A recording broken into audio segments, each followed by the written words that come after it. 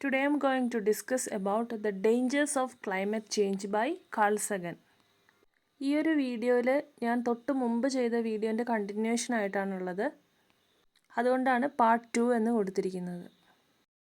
അടുത്തതായിട്ട് പറയുന്നത് it is mentioned about the volcanic eruption and further debris which contains various mixtures of sediments and water upon the atmosphere of Earth and EU. Volcanic ഇറപ്ഷന് ശേഷം ഉണ്ടാകുന്ന പലതരത്തിലുള്ള changes എങ്ങനെയാണ് ഇവിടെ സംഭവിക്കുന്നതെന്നാണ്. അതായത് ആഫ്റ്റർ വോൾക്കാനിക് ഇറപ്ഷൻ നമുക്കെല്ലാവർക്കും അറിയാം അതിൻ്റെ റിമൈനിങ്സ് ഒക്കെ ഇറപ്ഷൻ നടന്നതിൻ്റെ ചുറ്റുപാടുമായിട്ടുണ്ടാവും. അതായത് വാട്ടറും അതർ സെഡിമെൻസും ലാവ രൂപത്തിലുള്ള അതിൻ്റെയൊക്കെ അവശിഷ്ടങ്ങളായിട്ട് ഇങ്ങനെ ഉണ്ടാവും. ഓക്കെ, അത് നമ്മുടെ എർത്തിൽ സംഭവിക്കുന്നതാണ്. അതേപോലെ other planets also it can happen എന്നുള്ള രീതിയിലാണ് പറയുന്നത്. Changes happen due to these geological process. അപ്പോൾ ഈ വോൾക്കാനിക് ഇറപ്ഷൻ ഒക്കെ എന്ന് പറയുന്നത് കൈൻഡ് ഓഫ് ജിയോളജിക്കൽ പ്രോസസ്സാണ് അല്ലേ. Which deform the surface of Venus, Mars, Ganymede, Europa and Earth. അപ്പോൾ എല്ലാ പ്ലാനറ്റ്സിലും ഇതേപോലത്തെ ജിയോളജിക്കൽ ചേഞ്ചസ് ഒക്കെ സംഭവിച്ചുകൊണ്ടിരിക്കുന്നു. അതിലൊന്നാണ് ഈ വോൾക്കാനിക് ഇറപ്ഷൻ എന്ന് പറയുന്നത്. വലിയ രീതിയിലുള്ള ചേഞ്ച് ജിയോളജിക്കൽ ഫോമിന് സംഭവിക്കുന്ന ഒന്നാണ് ഈ വോൾക്കാനിക് ഇറപ്ഷൻ എന്ന് പറയുന്നത്. So it is happening in Venus and even Mars, Ganymede, Europa. അതൊക്കെ അതർ മൂൺസ് ഓഫ് ജൂപ്പിറ്റർ ആണെന്ന് ഞാൻ നേരത്തെ പറഞ്ഞിരുന്നു. ഗാനിമീഡ്, യൂറോപ്പ, അതേപോലെ even in Earth. Next, it is mentioned about glaciers, how glaciers are making changes upon the surface. അതായത് glaciers നമുക്കറിയാം large body of ice ആണ് which has the ability to move. അപ്പം glaciers അവിടെ ഉരുകി കഴിഞ്ഞാലാണ് see level rice ചെയ്യുന്നത്. അതൊക്കെ നമുക്കറിയാവുന്നതാണ്. അപ്പോൾ it has also has the power to affect the stones. കല്ലുകൾ വരെ പൊടിയായി പോകാനുള്ള കാരണമാകാറുണ്ട് ഈ ഗ്ലേസിയേഴ്സ് കാരണം. So it can also reshape the landscape of the Earth എന്നാണ് പറയുന്നത്. ചെറിയ രീതിയിൽ ഗ്ലേസിയേഴ്സിനും ജിയോളജിക്കൽ ട്രാൻസ്ഫോർമേഷൻസൊക്കെ ലാൻഡ്സ്കേപ്പിൽ നടത്താനുള്ള ഒരു പവർ ഉണ്ട് എന്നാണ് പറയുന്നത്. It is also making changes. So this is common in the case of Mars. മാർസിൻ്റെ പ്രത്യേകത അറിയാം. അവിടെ most of the areas are covered with ice ആണ് അല്ലേ. പിന്നെ ഷിക്കാഗോൻ്റെ ഒരു ഹിസ്റ്ററി ആയിട്ട് അവിടെ പറയുന്നത് എന്താണെന്ന് വെച്ച് കഴിഞ്ഞാൽ it is also believed that in Chicago few million years ago was covered under 3 kilometers of frost. Few million years ago മുമ്പ് ഷിക്കാഗോയിൽ ഇത്രയും, അതായത് 3 kilometers രീതിയിൽ ഫ്രോസ്റ്റ് കൊണ്ട് കവേർഡ് ആയിട്ടുണ്ടായിരുന്നു എന്നാണ് പറയുന്നത്. പിന്നെ ഇവിടെ പറയുന്നത് സോളാർ സിസ്റ്റത്തിൻ്റെ കേസിലാണ്. അതായത് in most of the planets climatic changes are happening and it is affecting the landscape. Climatic changes കാരണം ലാൻഡ്സ്കേപ്പിനെ നല്ല രീതിയിൽ അഫക്റ്റ് ചെയ്യുന്നുണ്ട്. വെതറും അതർ കാറ്റസ്ട്രോഫ്സും പല പ്രകൃതിയിൽ നിന്നുണ്ടാവുന്ന ദുരന്തങ്ങൾ കാരണം അവിടെ ജിയോളജിക്കൽ ട്രാൻസ്ഫോർമേഷൻസ് ഒത്തിരി തന്നെ നടക്കുന്നു എന്നാണ് പറയുന്നത്.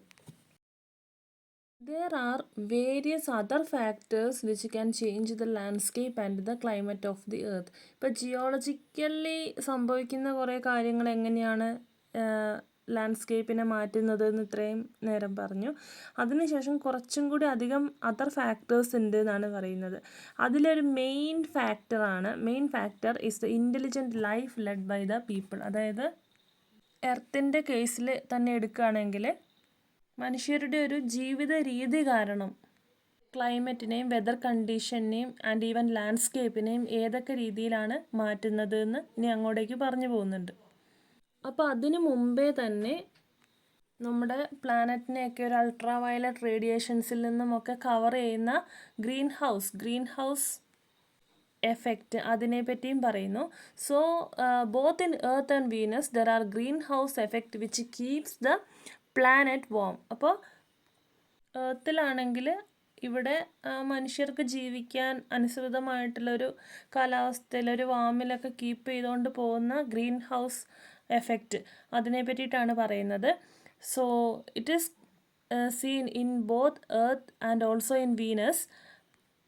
So its importance is that ആ ഗ്രീൻ ഹൗസ് ഇഫക്റ്റിൻ്റെ ഒരു ഇമ്പോർട്ടൻസ് എന്താണെന്ന് വെച്ച് കഴിഞ്ഞാൽ ഇഫ് ഇൻ ഇറ്റ്സ് ആബ്സെൻസ് അതില്ലെങ്കിലത്തെ അവസ്ഥ എന്ന് പറഞ്ഞു കഴിഞ്ഞാൽ എന്താ, the global temperature would be below the freezing point of water.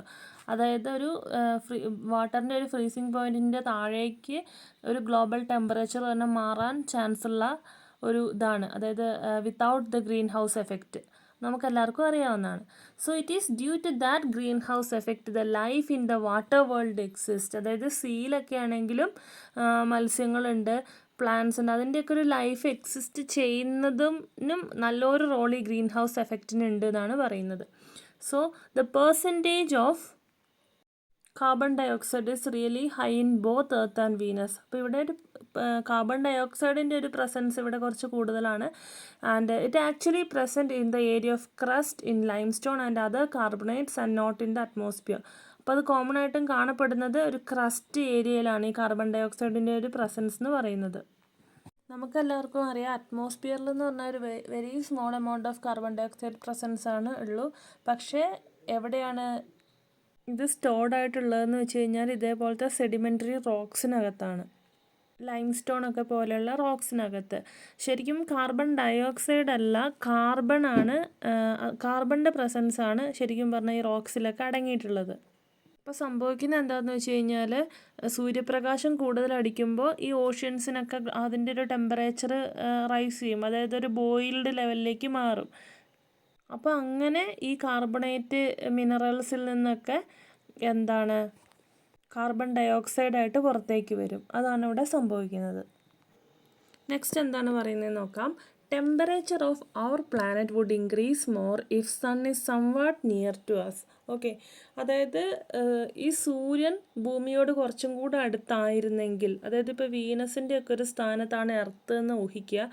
അപ്പോൾ എന്താ സംഭവിക്കുക, നമ്മുടെ പ്ലാനറ്റിലെ ടെമ്പറേച്ചർ കുറച്ച് ഇൻക്രീസ്ഡ് ലെവലിൽ നിൽക്കും. In that case, the presence of carbon dioxide from the rock surfaces will move away, which generates the greenhouse effect. അപ്പോൾ എന്താ സംഭവിക്കുക എന്ന് വെച്ച് കഴിഞ്ഞാൽ നമ്മുടെ പ്ലാനറ്റിലെ ഈ സെഡിമെൻ്ററി റോക്സിലൊക്കെ അടങ്ങിയിരിക്കുന്ന കാർബണേറ്റുകൾ അത് കാർബൺ ഡൈ ഓക്സൈഡായിട്ട് മാറും. അതിൻ്റെ ഒരു അളവ് അവിടെ കൂടിയ ലെവലിൽ നിൽക്കും. അങ്ങനെ എർത്തിൻ്റെ ഒരു സർഫേസ് ലെവലിലെ ടെമ്പറേച്ചർ ഭയങ്കര ഹൈ ആയിട്ട് നിലനിൽക്കും.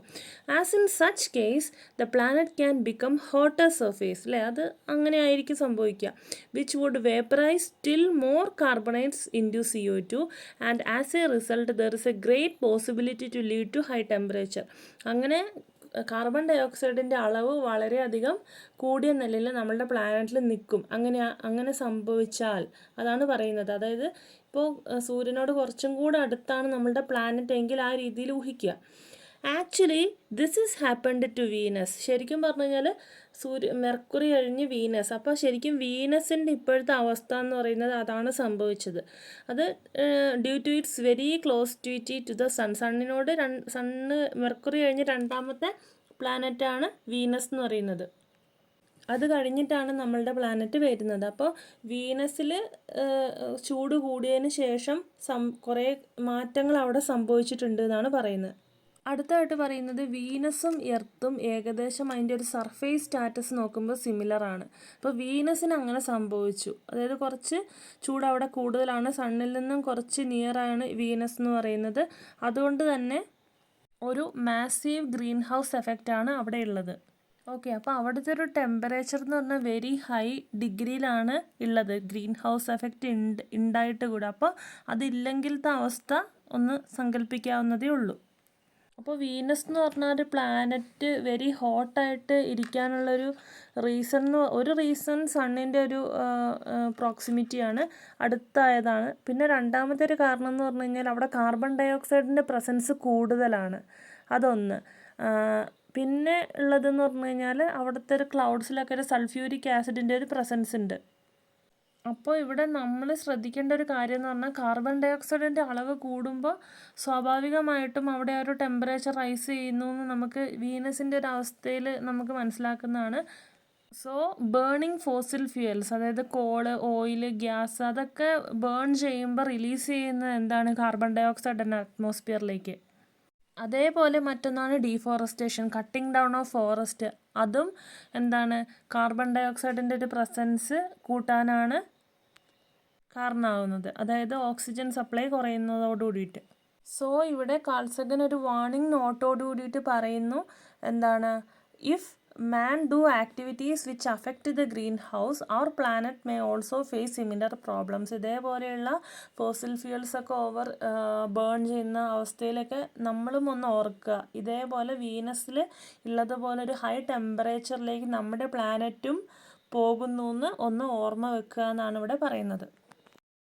Next, the main energy source of today's industrial civilization are mainly fossil fuels. Okay, ഇന്ന് ഇൻഡസ്ട്രിയലിലൊക്കെ മെയിനായിട്ടും ഒരു റൂൾ ചെയ്യുന്ന ഒന്നെന്ന് പറയുന്നത്, അവിടെയൊക്കെ ഒരു മേജർ എനർജി സോഴ്സ് എന്ന് പറയുന്നത് ഈ ഫോസിൽ ഫ്യൂൽസ് ആണെന്ന് നമുക്ക് എല്ലാവർക്കും അറിയാം. For all kind of burning activities അല്ലേ, എല്ലാ രീതിയിലുള്ള ബേണിംഗ് ആക്ടിവിറ്റീസിനും ആൾക്കാർ ഡിപ്പെൻഡ് ചെയ്യുന്നത് coal, natural gas, wood, oil ഇതൊക്കെ തന്നെയാണ്. ഇതൊക്കെ കത്തിക്കുന്ന സമയത്ത് ആണ് ഈ രീതിയിലുള്ള കാർബൺ ഡൈ ഓക്സൈഡ് ഒക്കെ പ്രൊഡ്യൂസ് ചെയ്യുന്നത് നമുക്കറിയാം.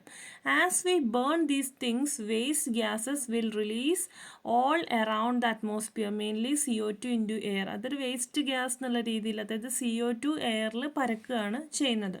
So what happens is that the presence of carbon dioxide of the earth's atmosphere will increase. അപ്പോൾ ഇവിടെ അറ്റ്മോസ്ഫിയറിൽ കുറവായിട്ടുള്ള ആ കാർബൺ ഡൈ ഓക്സൈഡിൻ്റെ ലെവൽ റൈസ് ചെയ്യുകയാണ് ചെയ്യുന്നത്.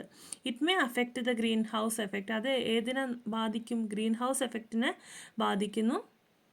അത് നമ്മുടെ പ്ലാനറ്റിൻ്റെ ഒരു ടെമ്പറേച്ചർ ലെവൽ തന്നെ ഹൈ ഡിഗ്രിയിലേക്ക് കൊണ്ടുവരാനായിട്ട് കാരണമാകുന്നു എന്നാണ് പറയുന്നത്. It should be noted that the degree rise in the global temperature can have catastrophic consequences. അപ്പോൾ നമ്മൾ പ്രതീക്ഷിക്കാത്ത രീതിയിലുള്ള ഒരു ആഫ്റ്റർ എഫക്റ്റ് ആണ് നമുക്ക് ഇതിൻ്റെ റിസൾട്ടായിട്ട് കിട്ടാൻ പോകുന്നത്. Through the burning of these things, especially fossil fuel, sulphuric acid is also entering to the atmosphere. ഈ ഒരു ബേണിങ്ങിലൂടെ കാർബൺ ഡൈ ഓക്സൈഡ് മാത്രമല്ല സൾഫ്യൂരിക് ആസിഡ് അതും നമ്മളുടെ അറ്റ്മോസ്ഫിയറിലേക്ക് എൻ്റർ ചെയ്യുന്നു. അപ്പോൾ പിന്നെ പറയുന്നത് വീനസിലെ പോലെ തന്നെ നമ്മുടെ സ്ട്രാറ്റോസ്ഫിയറിലും എന്താണ്, ഒരു considerable amount of tiny sulphuric ആസിഡിൻ്റെ ഡ്രോപ്ലെറ്റ്സ്, അതിൻ്റെ പ്രസൻസ് ഒക്കെ ഉണ്ട് എന്നാണ് പറയുന്നത്. അപ്പോൾ നമ്മുടെ ഒരു മേജർ സിറ്റീസൊക്കെ നോക്കുകയാണെങ്കിൽ ഭൂരിഭാഗവും പൊല്യൂട്ടഡ് എന്ന രീതിയിലാണ്, പോയിസണസ് ആയിട്ടുള്ള ഒത്തിരി മോളിക്യൂൾസ് എയറിലും വാട്ടർ കണ്ടൻസിലും ഒക്കെ അടങ്ങിയിട്ടുണ്ട്. അപ്പോൾ ശരിക്കും പറഞ്ഞു കഴിഞ്ഞാൽ we actually don't understand the long term effect of our course of action. ആൾക്കാർ ചെയ്യുന്ന ഈ രീതിയിലുള്ള ഒരു ആക്ടിവിറ്റീസൊക്കെ ചെയ്യുന്നതിൻ്റെ ഒരു ആഫ്റ്റർ എഫക്റ്റ് എന്ന് പറയുന്നത് നമുക്ക് പിടിച്ചു നിർത്താൻ പറ്റാത്ത രീതിയിലാണെന്നാണ് പറയുന്നത്. നമുക്ക് പ്രതീക്ഷിക്കുന്നതിലും അപ്പുറത്തായിരിക്കും നമുക്ക് കിട്ടാൻ പോകുന്ന ഒരു കോൺസിക്വൻസ് എന്ന് പറയുന്നത് എന്നൊരു വാർണിംഗ് നോട്ടാണ് ഇവിടെ പറയുന്നത്.